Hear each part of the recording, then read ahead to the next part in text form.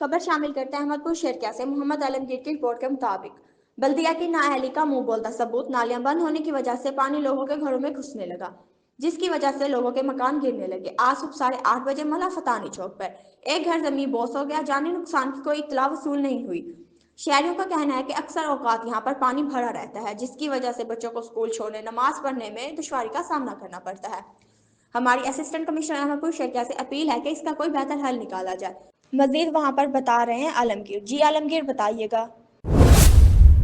शर्किया माला फतानी में जहां बल्दिया की नाअहली का मुंह बोलता सबूत ये है कि नालियों का गंदा पानी लोगों के घरों में जाने लगा और बुनियादें खोखली करने लगा, जिसकी वजह से एक घर मिसमार हो चुका है। आज सुबह ही ये हादसा पेश आया है। हमारे साथ मुतासरीन मौजूद हैं, इनसे पूछते हैं कि इनकी क्या राय है। जी सर। अभी मकान मिले, मैं सफ़ेद पोश आदमी हाँ। कई दफ़ा बल्दिया गए हैं, परवाह नहीं करते, सफाई नहीं थी। नाले तो पानी जड़ा सारी बुनियादा जो पे एक जड़े भंगी आंदे सफा कर दो, 6 महीने वापस नहीं। बल्दिया बन हो जाएगा, ये काम हो जाएगा, हो जाएगा। जब भी बल्दिया जाओ हो जाएगा। कितने चक्कर कल भी गए हैं उनके पास, कोई बात भी नहीं सुन रहे। वो जाते हैं यहाँ पे पाइप मारते हैं, एक दिन नाली खुलती है, फिर चले जाते हैं, फिर बंद। जितने भी जी, मुसाफिरीन का ये कहना है कि भी बल्दिया जाते हैं और हम एप्लीकेशन भी देते हैं, वो हमारी बात नहीं सुनते। अगर आते भी हैं तो चंद दिनों के बाद फिर आगे थोड़ा काम करके चले जाते हैं।